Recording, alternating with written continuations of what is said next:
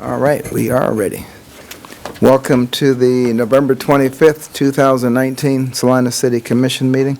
I'd like to inquire the city clerk if the Kansas Open Meeting Act required notice has been provided. Yes.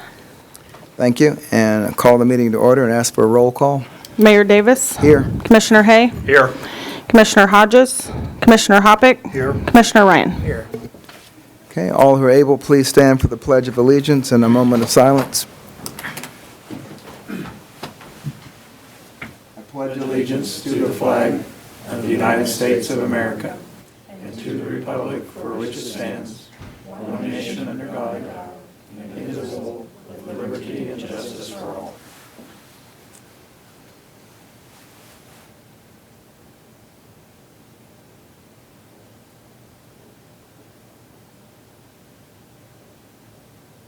Thank you.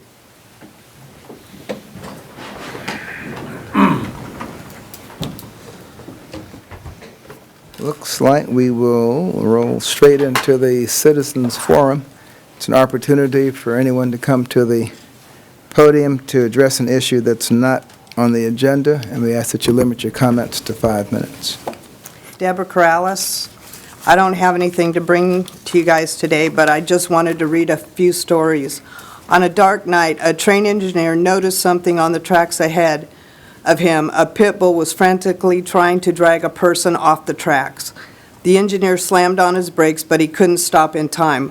While Christine Spain got away unharmed, the dog who had saved her life, Lily, was hit by the train. Spain's son had rescued Lily and given her the pup in hopes that it would help her cope with her alcoholism.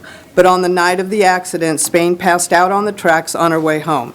Lily suffered massive injuries, but stayed by her owner's side until help arrived. The pup underwent major surgeries and lost one of her legs, but she eventually recovered. Her love and loyalty for her owner came before her own safety like a true hero. Rhonda and Evelyn, and I can't pronounce their last name, woke to baby the pit bull jumping on them and barking. They knew something was horribly wrong when smoke filled the room, so they hurried to get outside. By the time they made it out, the fire was already out of control. If baby hadn't woken them up, they probably wouldn't have been able to get out in time. But baby wasn't done with her rescue efforts. She dashed back into the house, saved 5 other dogs who were trapped inside. She led them out of the flames and even grabbed one scared pup who was hiding under the bed and dragged him by the neck to safety. Baby managed to save the whole family, humans and pups alike. The dogs that fall under this ban are all not bad dogs. There's bad dogs everywhere. There's bad people everywhere. But this ban is not fair. It's racism, it's stereotyping, it's profiling, and 4 million pit bulls did nothing today but love their owners. This ban is just wrong. A year ago, the Animal Advisory Board asked that Vanessa bring to you guys a recommendation that the ban be repealed, but nothing's happened. And I was hoping today we could get a date that it would be on the agenda. I have 3 questions, so you want me to? Sure. Okay. I would like to know if you're going to be providing financial statements on the cost of prosecuting, the care, the medical treatment, the time that the shelter takes care of these animals, like the costs, the wages, the hours, and the transportation costs of enforcing this. And number 3, have you contacted experts from the surrounding area, rescues, and other shelters to come discuss and answer questions the commissioners might have?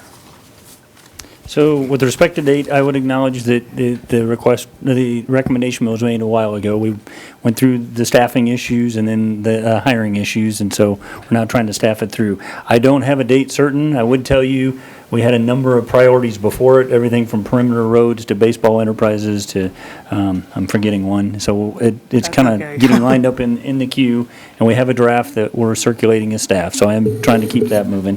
Financial statements, you requested that type of information as part of your open... No, I mean, I would like to know if you're going to provide a financial statement, like on a year No, year-to-year I understand. basis? I'm getting to that. Okay. So as part of your open records request, we look at that. We don't keep that level of detail in terms of an accounting to be able to provide that type of financial statement. And with respect to experts, we weren't looking at experts from the surrounding area. We do intend to try to provide a balanced assessment of agencies that recommend and a ban and those that recommend against it, so that we can, I don't know, it'll be a complete inventory, but we're trying to inventory, everything from ASPCA to NACA. But there's going to be people here to answer We questions? haven't invited outside parties from the surrounding area. We're trying to gather information and provide that to the city commission for their consideration, but we aren't bringing in outside experts. So if I found some that would be willing to come and talk and answer any of the questions that they might have, would that be allowed? As part of the citizen comment, I would expect that that'd be no different than anyone else approaching the commission. Okay, thank you. Thank you.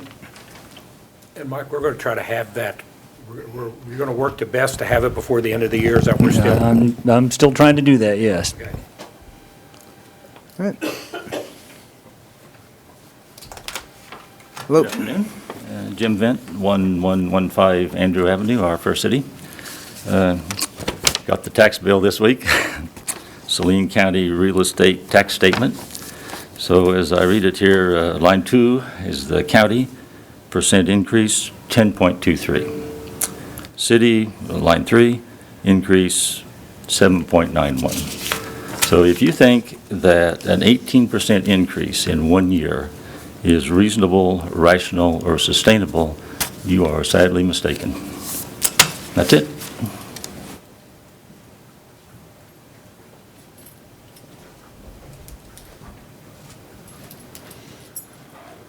Norman and Salina, to kind of follow up what this gentleman just talked about, taxes.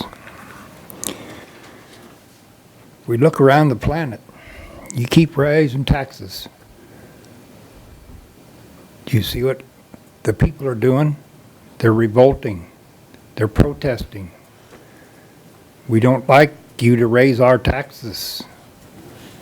And you raise taxes and you don't do any good with them. So why are you raising taxes? But you're going to cause problems down the road. I see giant upheavals. Then we're going to have civil unrest. You raise taxes. You're going to have to start learning to do with less. Just provide the basic services.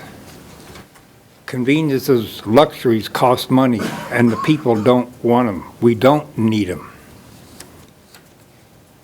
You're just wasting your money. So I'm seeing, if you look around the planet in other countries, it's coming here. You keep putting more people in here, you're going to cause problems. So I see problems coming. And if you can't see them, you need to watch the news. You need to get outside of the city limits and see what's happening in the world. This just me. It ain't going to work, folks. I think I'll live to see it, and I'm pretty old. Thank you. Anyone else? All right, we will move on to the consent agenda. Item 6.1, approve the special meeting minutes of November 13th, 2019, and item 6.2, approve the regular meeting minutes of November 18th, 2019. Is there, Mayor, I move we approve the consent agenda as presented. Second. thank you. Been moved and seconded to approve the consent agenda. All in favor, say aye. Aye. Any opposed? Motion carries 4-0. On to administration, item 7.1. Item 7.1, resolution number 19-7773, designating official depositories for the city funds, providing authority for wire transfers, providing for authorization of check signers, and authorizing securities purchases and sales. Good afternoon, Mr. Mayor and Commissioners. State statute requires that Kansas municipalities designate financial institutions in which their funds can be deposited. In the statute, it requires that these banks must have a main or branch location in the county. Back in 2004, the city of Salina passed a resolution designating local institutions at that time and also designating certain staff authority to approve certain financial transactions. As banks and titles and banking services change, staff is recommending an update to this resolution to include current financial institutions and to broaden the authority for the city manager, deputy city manager, director of finance, and deputy director of finance in order to provide continuity in the event that any of these positions are vacant. This request does not have any direct fiscal impact. We have three options for you today. You can approve, amend, postpone, or deny the resolution. A denial might put the city at risk of not having an authorized personnel to conduct financial businesses. Staff would recommend that you approve the resolution. I would stand for any questions. I have one quick question. It just dawned on me a little when I was looking through the list for a second time. We have 2 credit unions in town, and I noticed they're not on there. Is that because you have to be a member of a credit union? Is there, and I don't know about their insurance as far as FDIC and so on and so forth. Yes, statute just requires us to do savings and loan, or banks and other types of financial, so we did not include credit unions. If they would request to be on the list, we could put them on there as long as they meet the requirements that So they they have need the to insurance point and things okay. like that, yes. Any questions? Any other questions? Yep. Thank you. Any questions or comments from the public? Seeing none, back to the commission for any action. Mr. Mayor, I'll make a motion that we approve resolution number 19-7773, designate official depositories of city funds, providing authority for wire transfers, providing for the authorization of check signers, and authorizing security purchases and sales. Second. It's been moved and seconded to approve Resolution 19-7773. Any further discussion? All in favor, say aye. Aye. Any opposed? Motion carries 4-0. Item 7.2. Item 7.2, receive and review the 2015 audit report from Mize Hauser and Company. Welcome Good back. afternoon again. During our recent presentation of the 2018 audit, it was brought to our attention that the 2015 audit had never been presented or received by a city commission. So we went back to the records and we confirmed that that was the case. We also asked ourselves, do we need to do this? Is it a requirement? Why do we actually do it? So we sought some advice from our financial advisors and from the Kansas Department of Administration, and neither one of those bodies could find a statutory requirement for it. So we thought, well, okay, then why do we do this? So we went back to the Government Finance Officers Association website to see if it was a best practice or something like that, just to make sure that there was a reason we were actually bringing it forward. We did not find, we found some language that alluded to the presentation of the government, of the finances to the government, which makes sense to us. But we also found that it's been a past practice of the city of Salina to always present that to the city commission. So we are bringing that back to you, the 2015 audit, so that we can kind of fill that void and kind of fix that step that we missed. As you recall, the 2015 audit was delayed a significant amount because of the conversion to the new finance system. We actually, and there was a lot of staffing changes going on at that time. The city actually did have an outside audit firm come in to help with that data conversion and with the audit process. So there was a little bit of confusion when it was completed as to what the steps that needed to be followed. The audit was completed in June of 2017, and it was submitted to Kansas Department of Administration as required in August of 2017, and it was posted to the city website. However, it did not come before the commission, and so that's why we felt it was important to follow that step. The audit was completed and was given a clean opinion. It had 4 findings. There was a finding on the bank reconciliation needed to be kept up to date. That's been resolved. That was a staffing issue. The capital asset reporting need to have the staffing be kind of segregated a little bit. That's been resolved through staffing. The accounting software, the auditors felt that we were not trained as well as we should be on that accounting software at the time. As you recall, we had just converted in August of 2015, so that we did get some training on that, and we have resolved that. And the last one was the accounts receivable reports from municipal court, and we know this is one of the issues that we've had that have been going along for a while. I did confirm with municipal court staff that report is being done monthly, and they are keeping track of that now. So then we asked ourselves, how do we avoid this? Because we get really busy, and when we're trying to do the audit, we're trying to complete it and trying to do the budget. So in order to try to avoid missing any of these steps that are vital to the process, we created our own audit process with the high-level steps of which we thought were important in the process. And we've created that for our own internal staff so that we can keep track of that. There's no fiscal impact to this. Basically, your options are to make a motion to receive the 2015 audit or to postpone the receipt of the audit and give us direction for any additional information you'd like to provide for you later. I can stand for any questions. What do other cities of the first class do? Are they receiving their audit? Yes. From my experience, they are. Yes.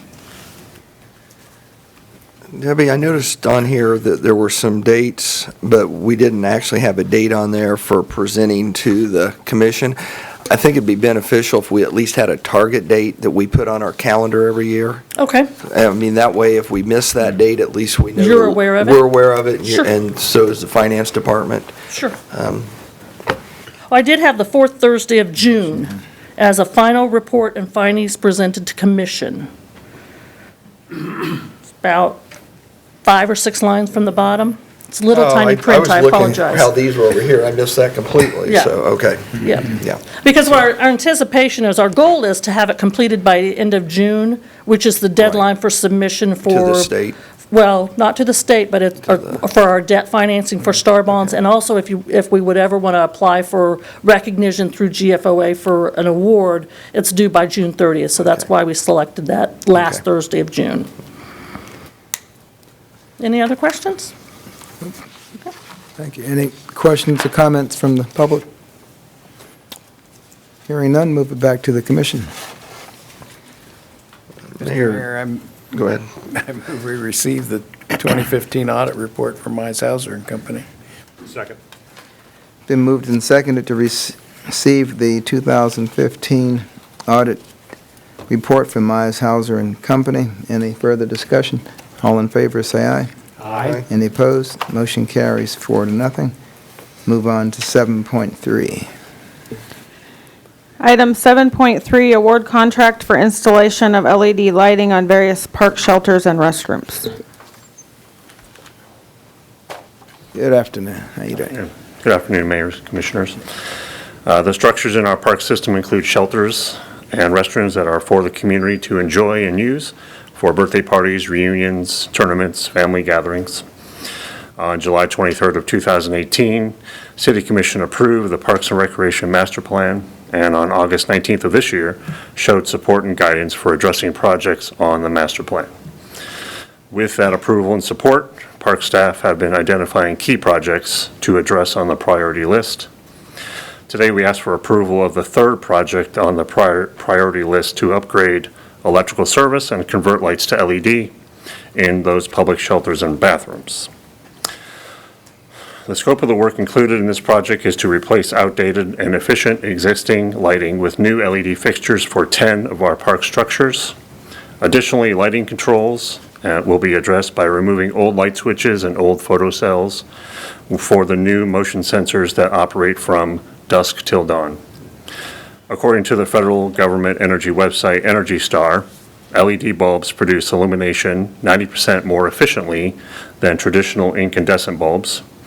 Installing this technology would have a positive impact through efficient utility use, resulting in saving money, as well as ensuring a well-lit structure at night for the shelters and the exterior of the restrooms. Additionally, it will only turn on the light when motion occurs, resulting in more savings and deter vandalism. Lastly, as part of this project, we are adding more outlets, outlet plug covers, relocating existing electrical outlets to more suitable locations for programs, events, and rentals. Parks and Recreation staff recommends action be taken to accept the bid from Gleason and Sons Signs Incorporated to complete all the work to remove old fixtures and bulbs and replace with LED lights and fixtures and any other materials associated with this conversion. The second option would be to deny the request and provide direction on how to proceed.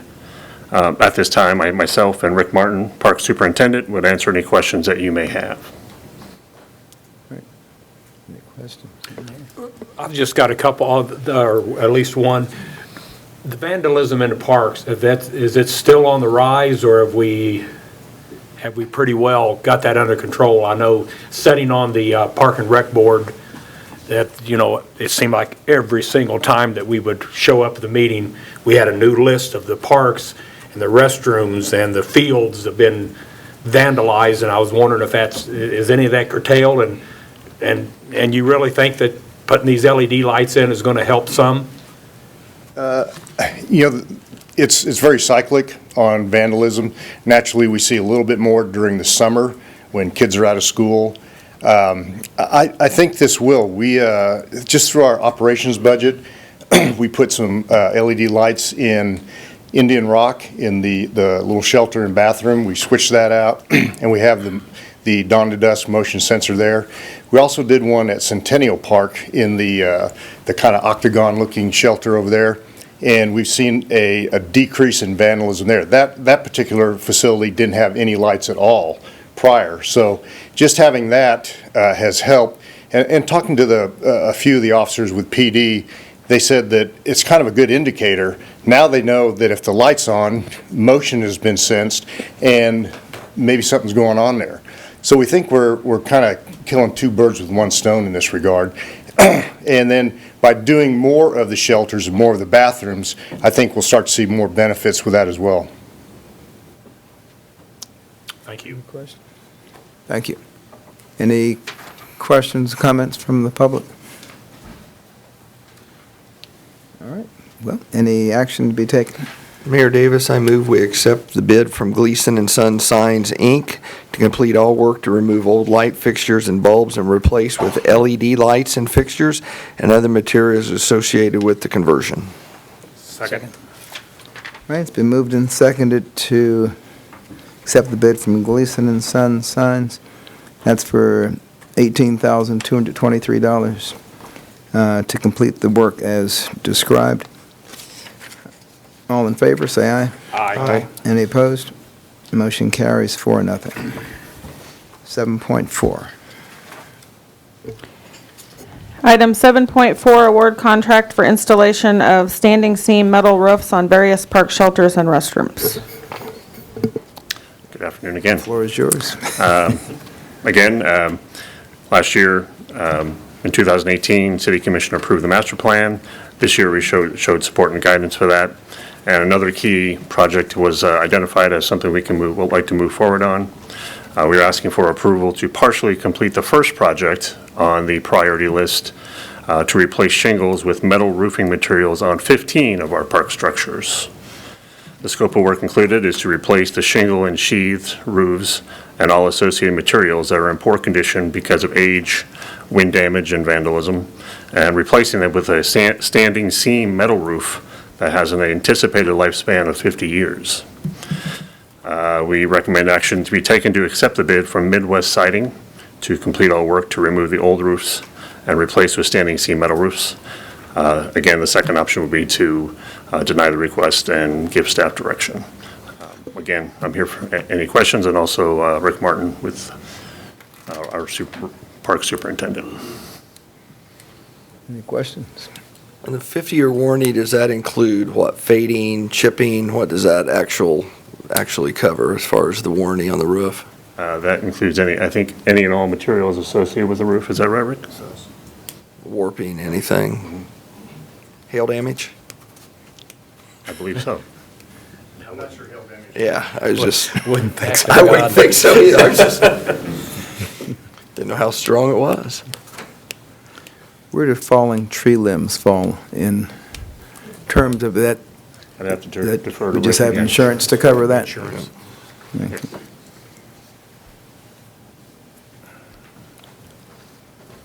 Yeah, I believe, sorry. sorry, I didn't see you. as far as falling tree limb, that's kind of an act of God, and I don't think we can depend on the manufacturer or the company that's installing that to provide replacement parts, so to speak. Would be just like any other roofer. If there's shingles on a roof, if a tree limb falls on it, then that's really not covered by it. And I think just as far as the city's insurance, that would be something we'd have to do in-house. All right. We do have several other buildings that have the standing seam metal roof on them already, and they've been on there for a number of years, and we've been really happy with the product. All right. Thank you. How does it stand up to hail, do you know? I mean, is there? So far, I've just going around looking at the buildings that we have, that I haven't seen any significant damage as far as chipping and so on. You're still going to see some dings and dents in it. I don't think we're going to be able to get away from that. But the paint on there, I haven't really seen any that have, big chunks of paint off of them or anything like that. Okay, thank you. Any questions, comments? Norman Mount Salina, on both 7.3 and 7.4, we never heard how many bids there were, the difference in the bids. I would like to hear that. I'm sure other people would. Is there maybe a 3% difference? How did you select the lowest bid? Or did you select the bid or the contractor because he's local? The information is contained in the information sheet, but for this one we're discussing now, the low bid was for $93,816. The second bid was for $114,341. So that'd be a $21,000 difference, which would be probably, 22% difference. Thank you. And my next comment on 7.4, there is a procedure, there is a way to prevent hail damage. If you want to spend the money, the government can make you do it. Because they've made me do it, you can tie it down. There's a procedure. And it's out there. You can prevent hail damage. You got to install another piece of metal. It has been done for years. So you need to be looking at this a little harder. You can prevent it. Because they made me do it. We'll have someone meet you in the hall before you go home this evening. Seriously? We're going to open up the contract in again for bidding? No, I'm going to probably try it on my garage first to see if it works. But okay. Any other comments? All right, bring it back to the commission. Mr. Mayor, I move we accept bid from Midwest Siding to complete all work to remove old roof and replace with the metal roof in the amount of $93,816. Second. Okay, it's been moved and seconded to award the contract for installation of standing seam metal roofs on various park shelters and restrooms for $93,816. All in favor, say aye. Aye. Any opposed? Motion carries 4-0. 7.5. Item 7.5, resolution number 19-7769, amending the 2019 to 2023 capital improvement program for the city of Salina, Kansas to reallocate parks improvement funds for the Dean Evans Drainage Project and allocating the expenditures to the special sales tax fund for parks and recreation improvements. You like explaining this one, go ahead. Good afternoon, Mayor Davis and members of the commission. Yes, I come before you today to ask for the approval of Resolution 19-7769 to reallocate park improvement funds in order to address the serious drainage issues at Dean Evans Stadium. Currently, $240,000 is allotted in the 2019 approved sub-CIP for Parks and Recreation to build one new softball field at Bill Burke with stadium lighting. This project was put on hold as we worked to coordinate efforts between baseball enterprises in the city. Solving the drainage issue at Dean Evans has risen to the top of the list for the baseball project and is necessary not only for playability, but for the future turf project and the patio project as well. The City of Salina Engineering Department has developed a plan to address the issue that will collect the water before it gets to the stadium on the surface, gather it under the runway via an underdrain, and to divert it in the stadium to the surface channel. The total cost is estimated to be under $100,000 for this drainage solution, and staff will seek to competitively bid the project as soon as possible. The resulting bids and contract to be awarded will be returned to the City Commission for further consideration and authorization. At this time, staff requests approval of Resolution 19-7769. Question? I guess my first question is, we're getting ready to have discussions with Baseball Enterprises. This is something that would be done even if we were not having conversation with Baseball Enterprise, the way I read it. Is that correct? Yes, sir. We would need to address the drainage issue at Dean Evans. So this isn't something that we're getting ahead of ourselves with that project? No, sir. Working on this, trying to identify this solution is something that we've been working on for quite some time. This is considerably less than what we were talking about several months ago. I mean, weren't we like 213,000 at one time or something like that? Yes, sir. We value engineered it from the Cadillac version to the Ford. Yes, sir. Oh. Probably a lot of Ford dealers. Wow. Drivers Okay. in here. No, that's great. I'm glad to see, under 100,000, 100K is great. I mean, I've been out there, my grandson plays ball out there, and when it rains out there, it really does pour, because, I mean, I tell you what, it's unreal to watch that water run down those different fields and wash whatever they do out of them. If you look at the pictures in your packet, you can see two pictures with holes, and those holes are south of the stadium, and they always hold water. So that water table is about 4 feet higher than the field, so that water is always percolating out through the So retaining wall. this addresses the water issue at Dean Evans. How does Yes, it sir. address the other fields that are to the north? This doesn't help those. So we'll have another Yes, sir. proposal that'll deal with the drainage for the softball fields and Matson and all that. Yes, sir. We have reshaped the drainage channel behind Matson. We've rebuilt the southeast corner of Matson Field. We have cleaned out all the trees that have been growing behind the other fields so that we can reopen those drainage channels behind the field. So it's an ongoing project, and we will come back to you at a later time for some more significant drainage work to the west of the stadium, the west of the fields, between the fields and the old runway. Yeah, in addition to brainstorming this solution with internal engineering staff, staff and engineering and baseball enterprises have been having some very detailed conversations about the rest of the drainage problems along East Crawford. And I don't want to distract us from this topic because it is limited just to Dean Evans, but there's a recognition that those fields have been butted right up against the edge of concrete at the runway, which in addition to all, despite the work that Chris described, it creates a problem in and of itself where we've got water running right off onto the fields. And so if we're going to make improvements, that's one of the first things that are going to have to be addressed with the rest of East Crawford.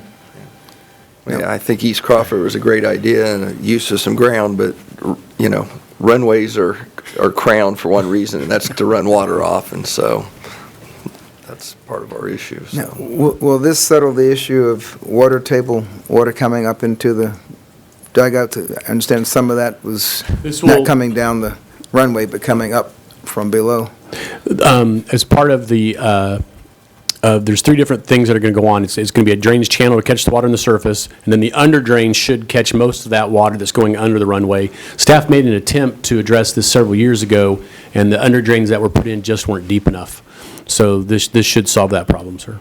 Well, then I would add, as part of the Baseball Enterprises project that we're working on the final details to bring to you, turf is proposed, and that includes an under-drain system. So we're trying to not overload that under-drain system by capturing it with this improvement, but some of the issues that you're describing will be picked up with that turf and drainage system that will be installed as another improvement in the future.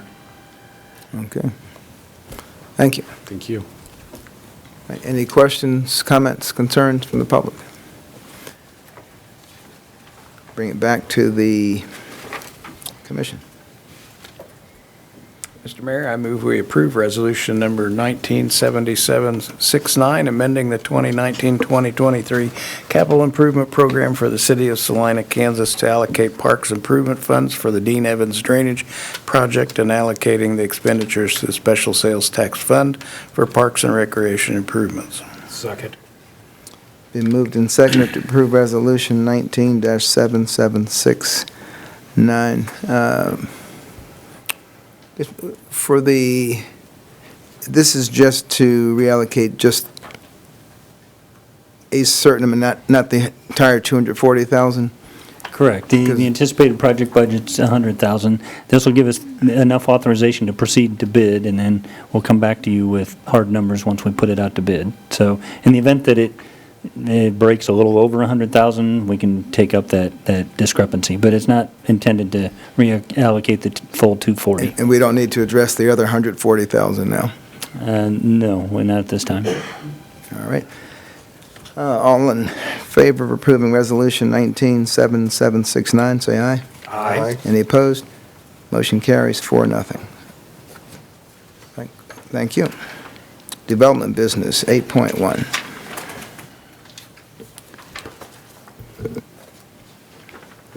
Item 8.1, consider request to modify Section 2 of the protective covenants in the Holiday Resort Edition as it applies to property owned at 142 South Eastmoor Drive in the Holiday Resort Edition. Mayor and Commissioners, I think I might jump in, and Dean and I may need to tag team this a little bit. We've had some recent additional information that caused us to question whether we should take this off the agenda and put it on a future agenda. And Dean may need to answer your questions in greater detail, but suffice it to say that, as the staff report indicates, we've been approached as a party that needs to consent to changes to protective covenants, and that's the action item that's on your agenda today, is as the City Commission, as a condition of PDD approval, you have a role to play in terms of approving amendments or deviating from protective covenants. The new information is we've taken a closer look at the role of a homeowners association in this particular decision, and I don't know that we know the status of the homeowners association and their input on that topic. So to really give you a full report, it probably would require a little bit more research on our part in terms of the role of the homeowners association, whether they exist, whether they currently exist, and whether they should take action prior to us bringing it to you. So I think our recommendation ultimately is going to be that you instruct staff to return this item to your agenda when we feel like we have additional information. But it may be, in light of all that, it may be useful for Dean to cover kind of the high-level topic without going into as much detail as we might otherwise, recognizing we probably need to gather a little bit more information for your consideration before we bring it back to you. So with that as a preface, I'll ask Dean to kind of cover the highlights, and then we can try to answer your questions. Well, the only thing I would note is that this request is highly unusual because this is the only subdivision I'm aware of where the City Commission has had any role at all in protective covenants. And so this type of thing comes up very seldom, but this was an unusual case where the City Commission actually endorsed and approved, reviewed, endorsed, and approved the covenants associated with this subdivision. And we're working with the city attorney to figure out the appropriate level of lot owner notice and involvement in this in addition to the City Commission. But this is not the norm, and it would not be something we'd ordinarily involve the City Commission in, but this is a particularly unique subdivision. So as we gather additional information about the homeowners association and their role and whether they're exist and are properly functioning, I think we can give you a more informed staff report at a future date. But we'd be happy to go into greater detail or answer questions for you if you'd like. Would it be appropriate to ask those questions now, or? Sure. Okay, I think we just hear the whole subject matter at one time when we have the whole Yeah, the picture additional before us. details. Everything in front of us. And I would ask that a copy of the covenants, condition, restrictions be attached to our documentation when that's done to review. That's a good point. We'll make sure of that. And I guess when you do that, and there's no sense discussing it now maybe, but if you could give in the blue sheet how the city was involved. Mr. Andrews said that, because usually the developers who comes up with the covenants, condition, restrictions, and we do not approve those as a commission, correct? Typically not. Possibly as part of a planned development district, you might impose conditions. Right, we would. So if there would be some background as to how that was done and why, or if that Yeah, as much as we can find on the record, we'll. If that changes our guidance on those at all, it'd be appreciated too. So. And the city attorney may have additional detail, but there are instances, I'm thinking of construction easements and no-build easements, things like that, where we might choose to be to require that we're a party so that the two parties can't amend it without our knowledge and consent. But I don't know, without some additional research, I can't speak to this particular instance and why we might have chosen to go this route. Of course, a lot of those are in the plat as far as drainage easements and that type of thing that are required. And I think this one maybe has a drainage easement on the backside of it. So, just one general question I had. What is the responsibility for whichever party in the transaction to make sure that the protective covenants are acknowledged and read at the time of settlement? Typically When recorded property is against the purchased, property, along with a number of other documents, so they're disclosed at closing. I'm not sure if that's Well, or answers where, your question. we happen to obviously have a expert in that process sitting next to me, but, I mean, where in the entire, the process of buying a house, where is a buyer notified of or where should the buyer be notified of the covenants? You want me to answer that? I'm interested to know the answer. In most real estate transactions, there's a commitment that's issued at the time the contract is presented to a title company, and there's 3 of them in Salina, and that will tell you what the requirements are for a closing, and also it lists the exceptions being covenants, conditions, restrictions, the plats listed, if there's any easements, building setbacks, that type of thing, those are all listed as exceptions. As far as how that is presented that is usually given to the real estate company, and then it would be between the buyer and the real estate agent to probably go over those if they had any questions. So at some point, the buyer should become aware of the fact that it would be on a commitment, yeah, and they would be allowed. All those documents are of public record and can be pulled at the Register of Deeds office also. And that was going to be my second question. That covenant would be included in that public record then? So, and to be a little bit more specific about the concern that's arisen is, I think there's a realization that regardless of what action you might take, you're not the sole, you don't have the independent authority to make this decision. It would require action by the homeowners association as well. So we need to spend a little bit more time gathering the details about how it was recorded and whether the homeowners association was formed, whether it's active, and then whether we have an obligation for any type of broader notification to the neighborhood. But I think when all is said and done, we're going to find that while you may have a role, we need to figure out and confirm the homeowners association's position in all this. And we very well could say they need to get constituted and take action first, and then you can make a more informed decision. Is there a suggested date specific to move this to? Well, we talked about that a little bit, and I think what you could do to avoid setting an arbitrary date is instruct staff to place it back on your agenda at an appropriate time once the research regarding the homeowners association is complete. And we can, rather than pick an arbitrary date, recognize that we'll put it back on there when we have our research done, if that's helpful. So we'd be moving to postpone until a time when staff... Yeah, I think you could postpone it and instruct staff to place it on your agenda at such time as the research is complete and it's ready to be returned. I'll look to the city attorney if he has any specifics on that wording. No, I think what Mr. Scraggs suggested would be fine, if it works for you. Yeah, so Commissioner Wright did so move to postpone this until staff has completed its research to the point this can be brought back to our agenda. Is there a second? Second.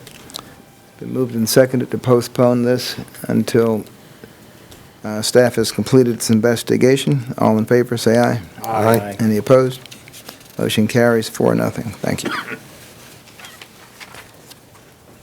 We next have 8.2.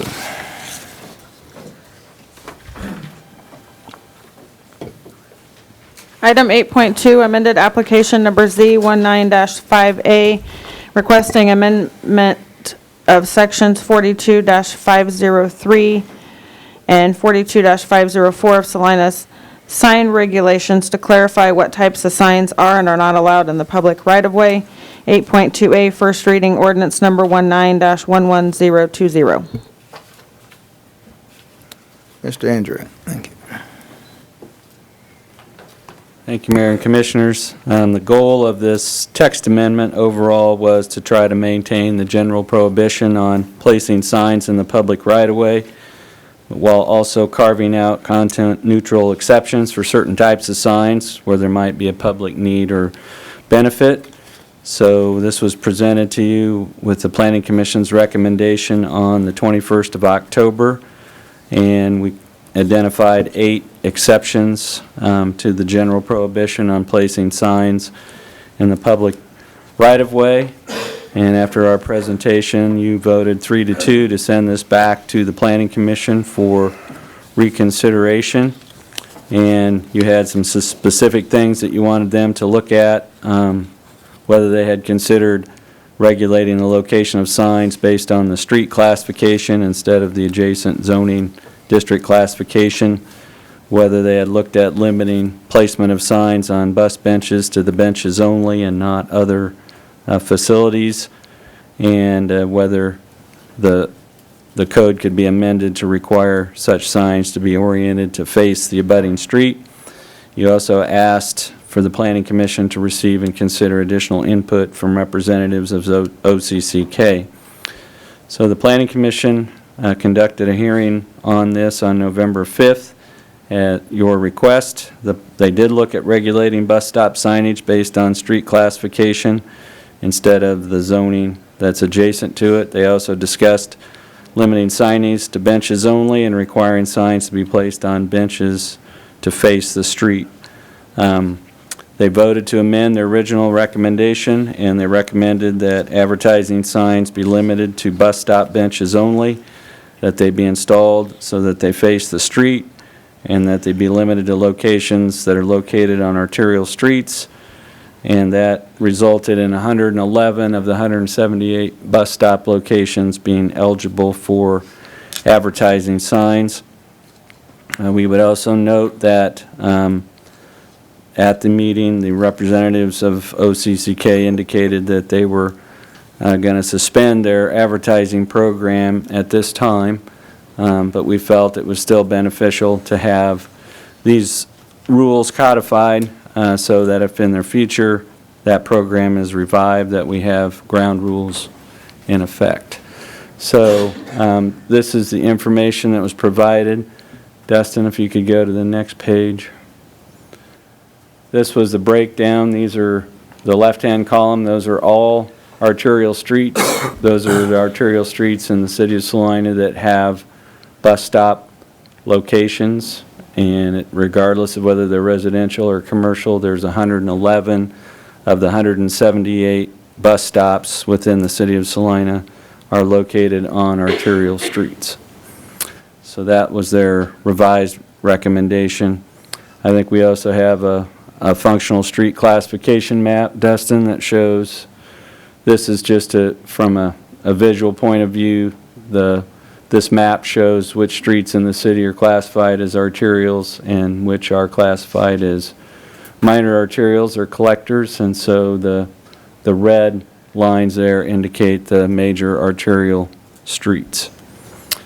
And so that was the revised recommendation from the Planning Commission, and the result was 111 of the 178 locations would be eligible for having advertising signs.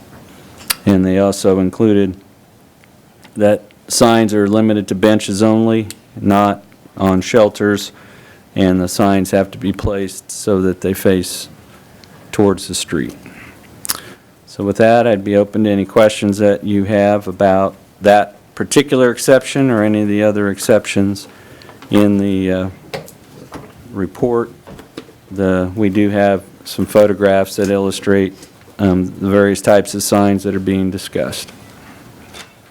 Mr. Andrew, if we pass this, there's 2 bus stops at Salvation Army, Martin Luther King Jr. Child. Do they fall out of favor with this new? No, they fall in favor because they're on arterial street. I couldn't tell by, okay. So those Do would we be... have any benches that have advertising that fall within the current collector or local streets that have advertising? I don't believe that's the case. Can you know that with any certainty, Dustin? Mike, could you repeat the question? Do we currently have any advertising on bus stops that fall within the collector or local streets that would have to be addressed? Yes, there are a few, let's see here. So you'll see up on the screen, you have bus stops by street classification, and the vast majority of them are arterial streets. There are a few that are on collectors and local streets. Now, we don't have any of those that have advertising today. All of the streets that have advertising are on arterials currently. Okay, that's my question. Yeah. Okay. I thought there was, is Highland Street, I thought there was a bus stop on Highland Street that had some advertising on its, because that was one of the ones that we were visiting about with OCCK at the time. They shared their list of advertising signs with us, and we did the inventory of those. And there are 15 total of those signs that currently have advertising. And of those 15, only 2 of them were in residential zoning districts, and those both happen to be on an arterial in Santa Fe. And that would be the Salvation Army and the Martin Luther King Jr. Child Care Center. Okay, thank you. So instead of using the residential zoning classification or using the zoning classification, we had essentially 2 non-conforming existing signs, and if this were approved, we would have 0 non-conforming existing signs. Did I hear you to say that OCCK was not interested in continuing or expanding the program?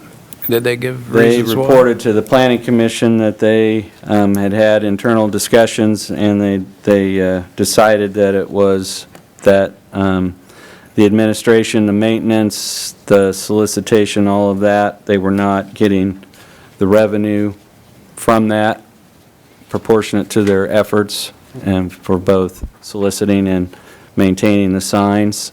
So they indicated that they weren't going to continue with that program at this time. But that doesn't mean that it might not resurface in the future, and this would allow us to be prepared for that. All right. Any questions, comments from the public? Yep. Yep. Looks like a lot of work went into this to get it right. Mayor Davis, I move that we proposed amendment to section 42-503 and 42-504 of the sign regulations and approve ordinance number 19-11020 on first reading. Second. Been moved and seconded, sorry, to approve ordinance number 19-11020. All in favor, say aye. Aye. Any opposed? Motion carries 4-0. We are at the point where we will be going into some other business. Just before we get there, I did want to share with the city that the Board of Directors of the International Aerobatic Club, which held their championships here, it was end of September, I think it was. Thank you. End of September. Enjoyed the hospitality and service and competition so well that they have voted to return here next year to hold their championships again. So I see Mr. Rogers in the back, job well done by the Airport Authority and Visit Salina and the Chamber, and I'm probably leaving somebody else out, but whoever else helped, job well done. Maybe we can get the kids out of school for 2 hours next year so they can go see them fly. All righty. Mayor and Commissioners, we've got 3 executive sessions on your agenda at this point, and the one that we had queued up first relates to trade secrets. Mitch Robinson from the SEEDO intends to attend. We knew we were cutting it close from him, I believe, getting back to Wichita. Looks like he's probably still in transit. So my suggestion would be that you could take up item number 9.2 first, and by the time you get, you've dispensed with business quicker than we thought. By the time you get down with 9.2, I think there's a good chance Mitch will be here by then. So I think you could do that one of two ways. The mayor could suggest amending the agenda, and if there's no objection, or you could formally make a motion to amend the agenda and take a vote on it. Fearing no backlash, I will amend the agenda such that we move to 9.2 first, and then likely 9.1 and 9.3. How long will we need for that? Oh, I'd start with 30 minutes. Before you read that, forget the most important thing. The lights look really good Saturday night. Came off without a hitch. It looked, if there was a hitch, we didn't know it, so it looked really good. Downtown looked really nice. Yeah, if I could, I would add, I told Jim and Dan Stack this personally, but I'd like to do it publicly. Over my career, I've come to accept that it's not what's going to be a snag, but, not if there's going to be a snag, but what it's going to be. This is the smoothest project I've been involved with in my career. Going into it, we knew we had contingency, it was really tight. We knew it was a very complex project, and I think our staff managed the heck out of it. And it looks like Mitch just arrived. You want to redo your? We are a flexible group here, very adaptable. We will instead take item 9.1 first. Without any backlash, right? And what length? And the. We can, 20 minutes? We'll try 20 minutes. Mayor Davis, I move the City Commission recess into executive session for 20 minutes to discuss the subject of specific economic development prospects based upon the need to discuss data relating to financial affairs or trade secrets of corporations, partnerships, trusts, and individual proprietorships pursuant to KSA 75-4319B4. The open meeting will resume in this room at 5:28. 20 minutes? Oh, did you say 20 minutes? Yeah. I'm sorry. How about 5:22? 5:20? Actually, That'd be 5:18. 22 minutes. See, that's why somebody has to sit there. Geez, 5:18, how's that? 5:18. Okay. Is there a second? Second. It's moved and seconded to move into a recess into executive session for 20 minutes for reasons just read. All in favor, say aye. Aye. Any opposed?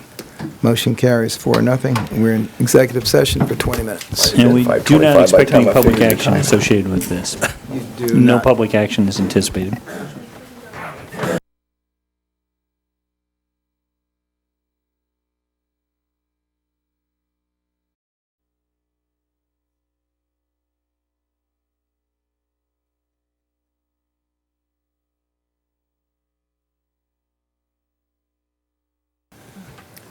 I'm sorry, forgot that there was television here. We are, calls back into regular session. There is no action to be taken on item 9.2.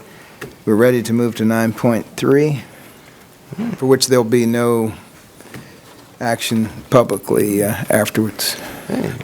Mayor Davis, I move the City Commission recess into executive session for 10 minutes to discuss the city manager's performance evaluation based upon the need to discuss personnel matters of non-elected personnel pursuant to KSA 75-4319B1. The open meeting will resume in this room at 6:05. You It's said 13, well, 5 minutes? You said 10. 10 minutes, okay. Be 6:02. 6:02, all right. Second, okay, moved and seconded to recess into executive session for personnel matters as read. All in favor, say aye. Aye. All opposed? All right, in executive session.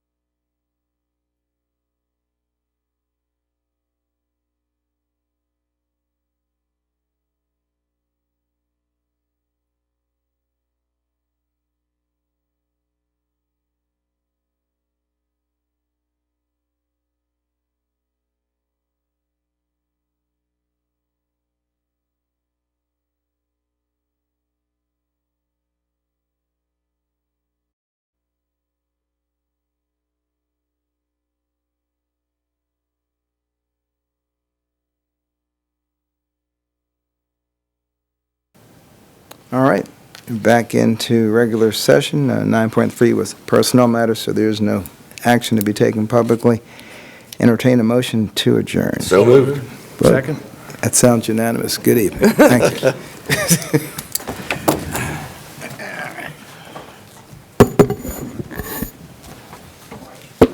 Oh, yeah.